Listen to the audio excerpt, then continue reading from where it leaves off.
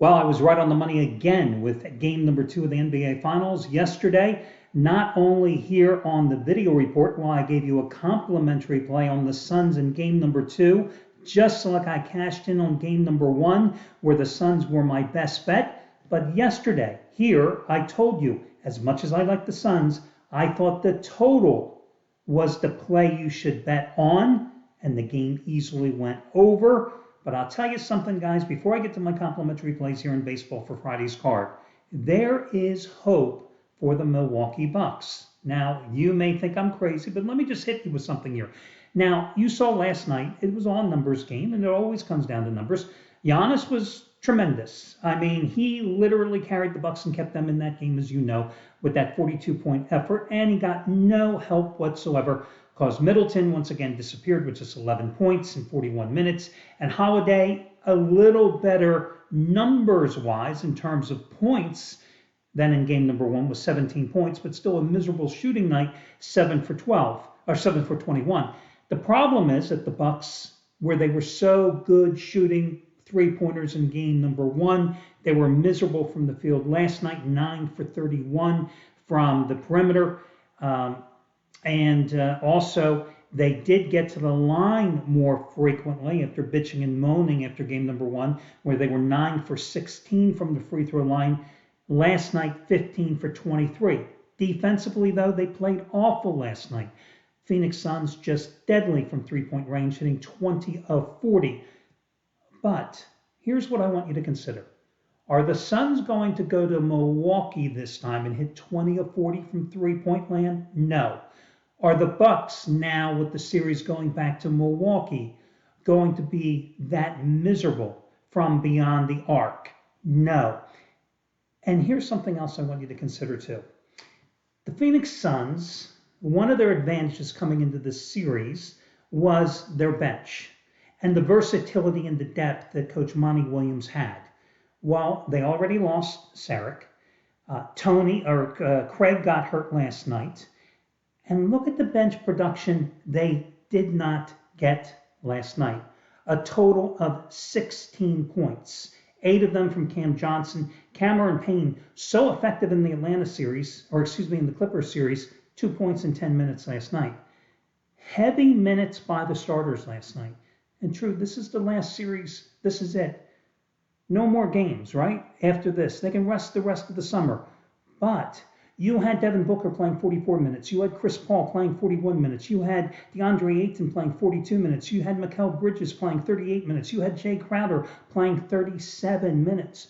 Those minutes will eventually take their toll. And you actually had the Bucks bench a little more productive last night, coming up with 23 points, which is their average. I'm surprised that Bobby Portis only got 5 minutes of play last night.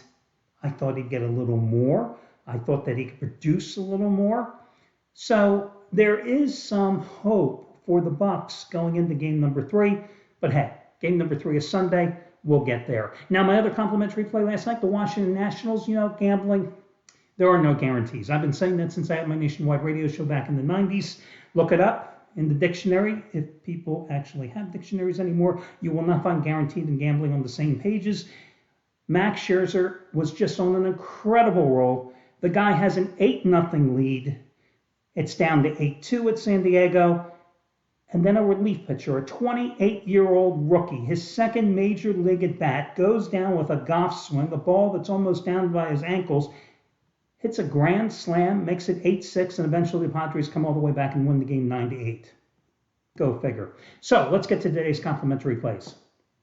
The first one I have, and I'll run these in reverse chronological order. Listen, the Dodgers, that team that had all that pitching depth the past couple of years, how's that working out? Not too good, huh? They are going to give a start to David Price here tonight. The longest outing he's had is 2 2/3 innings so far this season, but with Clayton Kershaw on the injured list, with Trevor Bauer in nowhere's land, they've got to pitch somebody because they only have 3 bona fide starters right now. Because remember, Dustin May, of course, out for the year because of the surgery. So it's a bullpen game tonight. Now, considering their bullpen has a 3.49 earned run average, considering the fact that Arizona's bullpen is the second worst in the major leagues with an ERA of 5.28, considering that the Dodgers are 11-4, their last 15 at home, they're 7-0 this season against Arizona. Oh yeah, the Diamondbacks have lost, 28 or 29 on the road? I say, what the hell? Go with the Dodgers on the run line, minus $1.30 to $1.35, because does it matter who's pitching? Might as well play the Dodgers in this one. So again, the Dodgers are going to be the play there. Another selection for you tonight, I like the Milwaukee Brewers, who beat Cincinnati last night. They have won 7 straight at home, ironically, since losing a 3-game set to these same Reds in Milwaukee in the middle of June. They've won 15 of their last 19 overall.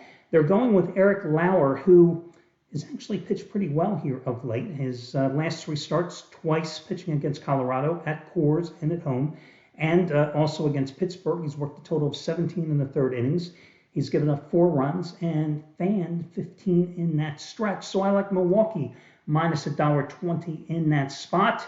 And the final complimentary play, I am going to go with the Toronto Blue Jays plus $1.10 at Tampa. You know, I've gone back and forth on this play because you have an interesting battle of 2 rookie hurlers here. You have Alec Manoa, who is the Blue Jays' prize pitching prospect, who last Friday at home of course being where they're playing in Buffalo right now, right? No, Buffalo? Yeah. Geez, I'm having a brain freeze here. Buffalo, I think that's where they're playing. Anyway, against Tampa last week, 7 innings, 3 hit ball, 0 runs, 10 strikeouts to lower his season earned run average to 2.70. Shane McClanahan, the Tampa rookie, last Saturday against Toronto, lost 5 1/3 innings, 3 hits, 3 runs. That was his 2nd time around against Toronto this season. Also faced him May 22nd on the road. 5 innings pitched, 4 hits, 1 run, and a no decision. Now, the Rays have lost 5 of his last 6 starts, and he has a 4.63 earned run average in 5 home starts this season. Tampa has won 4 straight at home. Tampa is 58-20 in its last 78 games at home, and Toronto is 4-10 in its last 14 against left-handers.